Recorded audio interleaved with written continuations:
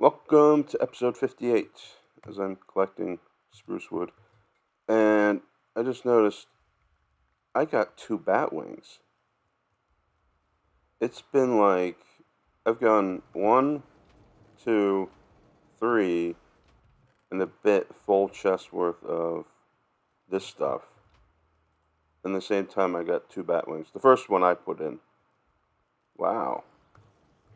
I think I've gotten like 2 stacks of witchwort in the same time. Ooh, I just got witchwort. I think I've gotten at least like 2 stacks of this in the time we got 2 bat wings. So it does work. I've wanted to do an auto chicken farm for basically forever. I just squared this off. I think I have a plan looking through the forums and YouTube basically. I think I have a plan. It's worked in the test world. How to do an auto chicken farm. I think I'm gonna have 2 like cells with 3 to 4 chickens each. I think I can handle that. Right here. I think I can do it. That's it partitioned off there. So this middle part's going to take all the water out. The water is going to come from that trench, this middle trench, and that trench over there, which will push the eggs into the center hopper here. The chickens are going to live in here and in here. I'll have a grass roof like that. And there'll be a daylight sensor with a lens, which will activate everything, hopefully. So, basically, I can start killing the water, which means if I screw up, I probably can't use this anymore. So it should work something like that. I'm going to have pistons underneath here, which will activate or deactivate or whatever, pushing the eggs into the center. Then I'll have some dispensers dispensing chicken feed somewhere, probably somewhere in the middle. I have to get all the redstone working out, of course. But I want to build the kind of structure first. Make sure all that is good to go. And I think this is... Yeah, this is my path to my... Yeah, this is my path to my fishing shack. So I'm going to have to do something with this. Now I have to wait for all this to grass over. That stuff down there and this stuff up here. So there'll be glass right here, or in some of these spots here. And same thing over here. Chickens will be down there. Okay, I just kind of mapped out where I'm putting all the redstone stuff. So I'm going to have a lens and block detector block. I always say block detector. Here, across this wall. The redstone will go down here to a rising edge monostable circuit. I think that's what it's actually called. So that's going to go to here. The redstone is going to go to here to a T flip-flop, which will then deactivate the pistons, which will then allow water to go into the pens and collect the eggs, basically. Then the other line is going to go up to here. There'll be a dispenser here dispensing probably dirt or something like that. Cobweb with a detector block here. It'll detect the dirt after about 30 or 45 seconds. It will do another pulse to the same line, to this T flip-flop, which will then activate the pistons. So basically, when the sun comes up, it will deactivate the pistons. Then when this timer thing activates, it will activate the pistons. So basically the water will be turned on for like 30 or 45 seconds for the eggs to be collected into hoppers in the middle of this thing. Then I have to figure out the redstone to... There'll be dispensers probably in the roof, which will dispense chicken feed. I walked over here seeing something was burning and like freaked out for a second. Then I realized, yeah, I thought something like this might happen. I put a tree here, or, or I was trying to grow a tree here so I can get a crafting bench right here. But, you know, with the torches, it's almost inevitable that something's going to burn down. I'm going to make some sulfur steel armor. So I created these things, armor plates, which are required for everything, which is just this. It's just those straps with some padding and one sulfur steel. So let me see, how do I make each of these things? So the helmet is like a helmet with two at the bottom.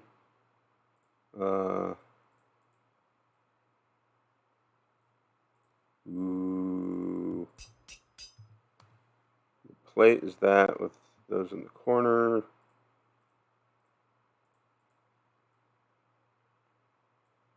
Ooh.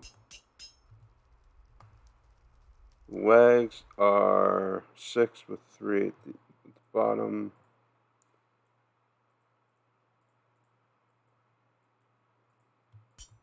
Cool. Oops. And 4, 2, 2, 2, 2. Okay. So, like that. Ooh. Okay, let's put it on.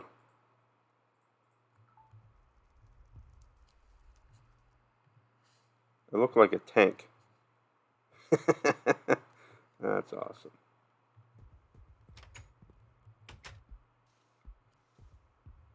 Am I walking really slowly? That's awesome. Cool. I also made another mattock and a battle axe. The mattock is a pickaxe and a shovel. So you can go there. A battle axe is, I think, like a weapon and an axe. So these 4 things can go away. Then with a piece of hemp fiber and tallow, which is just cooked down meat, basically, pork chops. I got 2 white candles. Do I need, it says black. Do they need to be black candles? Actually, let me do that. They might actually need to be black candles. Okay. So with 2 black candles, a bone, an enchantment table, and so forth steel, I can make an infernal enchanter. Cool. Hopefully I can break this. Oh no, it's going to take a half an hour to break. It is. Come on. Actually, let's check it out. Okay, so you can put a tool in there, and I think a arcane scroll. Whoops. So with one of these, knockback maybe, respiration, blast protection, smite.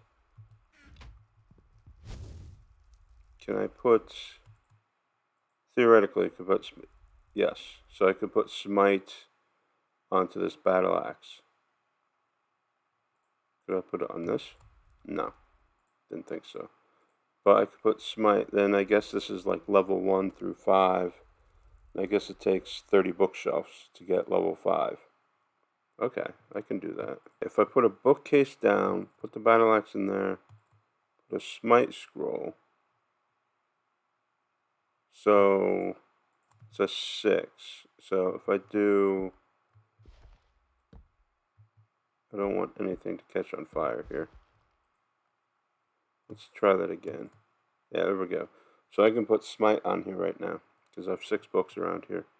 I think, whoops, you can actually, so which one of these, that's the axe. Yeah, there we go. These go out pretty far. I think it's like 7 blocks or something like that. Or even more. Or it's like 8 or 9, 7. So let's try like that.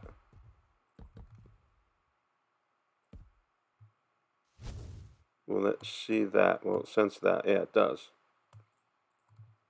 So you can build kind of a cool, like, library with books in all sorts of different places. So that's kind of cool.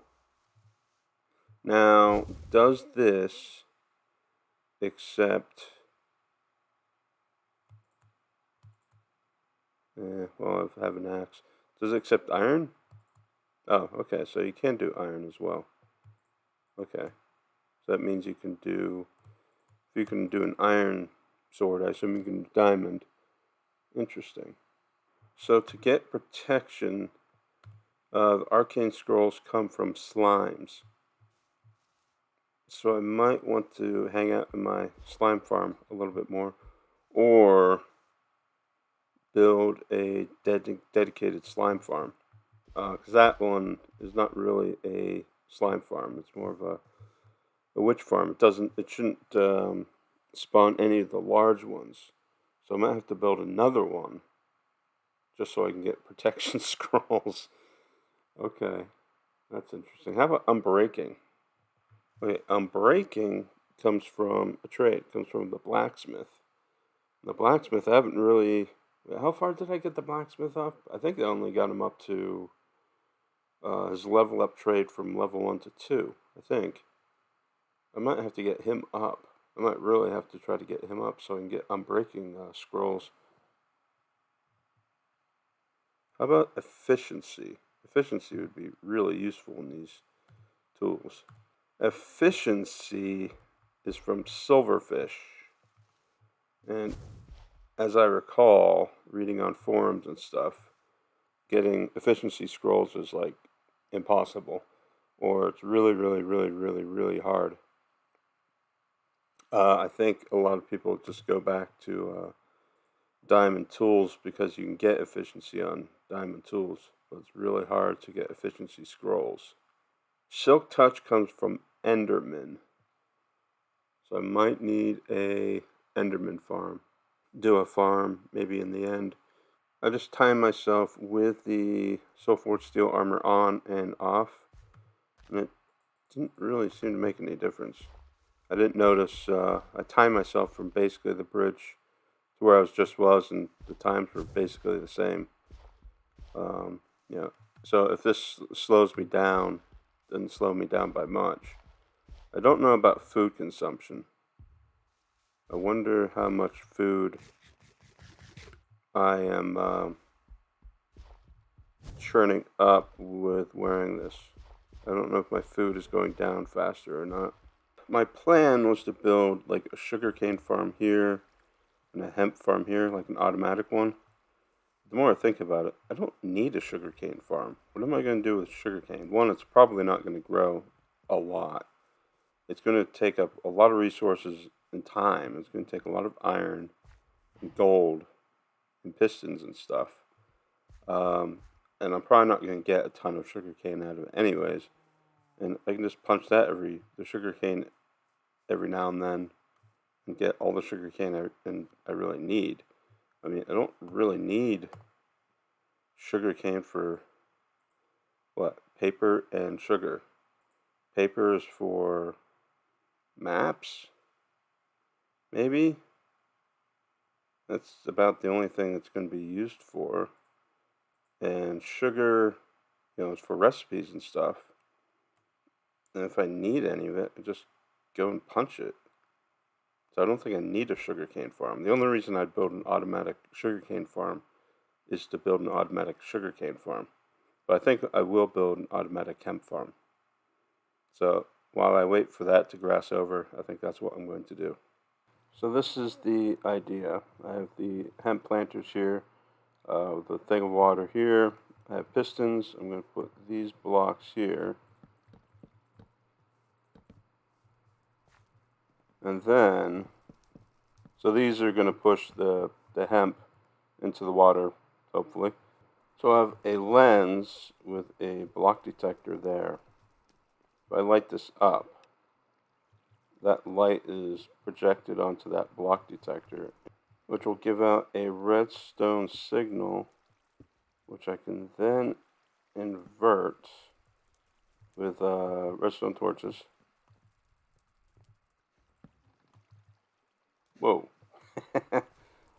Okay, I can jump. Then I can wire these up with redstone.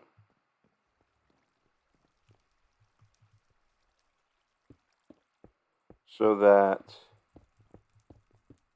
when something blocks that line of sight, such as hemp, the pistons will activate and push the hemp into the water flow. So if I jump down here right now, I think it will activate. Yeah, there you go. There's the demonstration. Okay, I hemped it up, and I think we are in business. With this recipe, you can make slats, which I think the point of the slats is to kind of prevent when the pistons hit the hemp farm, when the pistons go, to prevent the hemp from going to the other side. I'm going to put this in the middle. And I also grabbed some light blocks. So I'm going to do like, I think, whoops, that across the way. So the light blocks will help them grow, and the slats will hopefully prevent, when the pistons fire, they'll prevent the hemp from going to the other side and will drop down into the water. Okay, Mr. Blacksmith, I didn't forget about you. Here's your hibachi. I know you asked for it a long time ago, but see what you gave me now. So, you should give me 2 trades now, right? 11 emeralds for an iron helmet. I have a feeling you're gonna like, oh, whoops, no, that. I have a feeling he's going to, kill, oh, 2 hibachis. Well, I should have brought more hibachis. I'm just looking at his trades on the wiki. I'm going to need a lot of emeralds. To get this guy up, it's going to be a lot of emeralds. So, to get him up so that I can get the arcane scroll of unbreaking, I'm going to have to be trading with these guys a lot to get emeralds. I just checked this, and I think the redstone I had for the lights was interfering with the pistons. So I put the redstone up there. Hopefully that will work better. I've got some of this set up. Got the lens pointing out there to the detector block. Redstone into the rising edge monostable circuit, which is this right here, which means it'll send a pulse to this, which goes here and goes to here. This will go to this T flip-flop, which will flop to either an on or off state. Right now it's on. So when that goes on, this will pulse off for 30-40 seconds as this goes to this dispenser with some dirt in it, and that will drop down into here.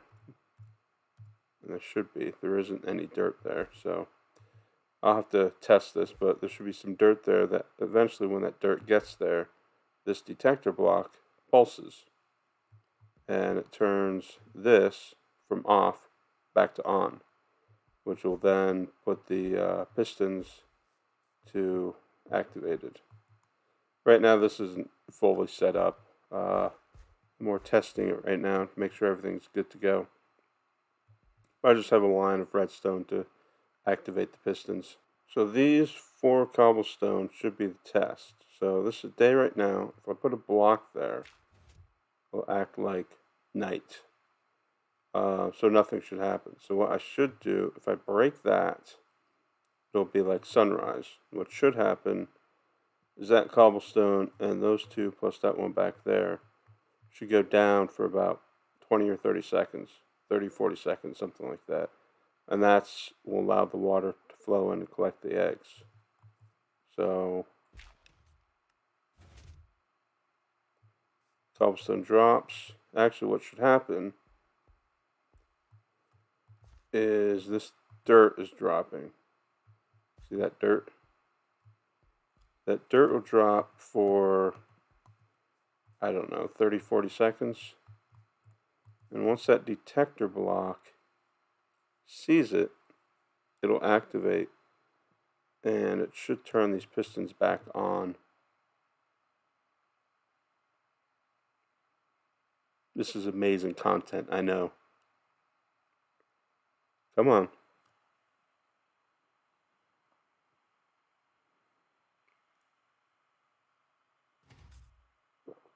Oh yeah. And that's how it works. Here's my current theory on tools and armor. For everyday use, I think this stuff, the steel stuff, is probably great. I think for big projects, diamond's probably better to do for, if I'm digging out thousands of blocks, because I can just melt this down and re-enchant it and get pretty good enchants a lot easier than getting enchants on these, at least right now. Armor, I can't really enchant this very well right now until I get some of the arcane scrolls, and this is really heavy. I think it hurts my hunger. Same thing with the iron. Iron, I think my hunger is going down quite a bit. So I think around the base, I think I'm going to wear that. If I go out into, I don't know, the stronghold, or I'm going somewhere somewhat dangerous, I think I should wear this or this. But around the base, I mean, the worst thing I'm going to find are spiders. And I'll get the occasional spider, but this is fine for that. I've jumped down into one of these things. I put some fence posts. I think actually, maybe I want to put another one. This is kind of to help the grass spread a little bit. I think these stay pretty much grass no matter what. So when the water comes down, the water's going to kill a lot of this grass, but it won't kill that grass. I filled these dispensers up with 84 chicken feed each. That's how much I have, basically. And I put glass here, so that should help with the grass spread as well. I put a hopper in here. So I'll do that with the other one, and this is getting pretty much ready to go. Okay, this should be fully functioning. I got rid of the cobblestone on top of this. So water should actually pour out right now. So this should work. This should work out like right now. This is the final test before I actually put the chickens in. There we go. Those should drop. The water should flow. Go to, to the hoppers. You can barely see it, but you can see it. Then the dispensers should dispense chicken feed when this comes back on. When these go back up.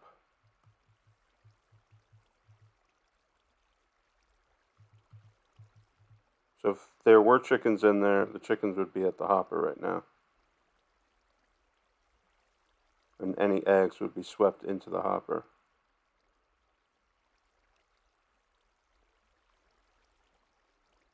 And then this will activate in a second. There we go. Chicken feed should be on the ground. Or in the hoppers. Yeah, that hopper right there looks like it has something in it. I think some of the chicken feed will be on the ground. And some of it will be swept. There's chicken feed right there. So some of it will be swept into the hopper, eaten by the chickens beforehand. Some of it will just be on the ground. So this looks to be working. So I built this tunnel here to get to the hoppers. There's one there. So there's a bit of chicken feed in it. And one there. Doesn't have, I guess all the chicken feed's on the ground, which is fine. The chickens, any chickens that are in there will path to it and eat it. So I think what I'm going to do is end the episode right here. And I'm going to put some chickens in there. And next time you see me, hopefully this will be a fully operating auto chicken farm. We'll see. Hopefully it works as it is intended. Well, till next time. See you then.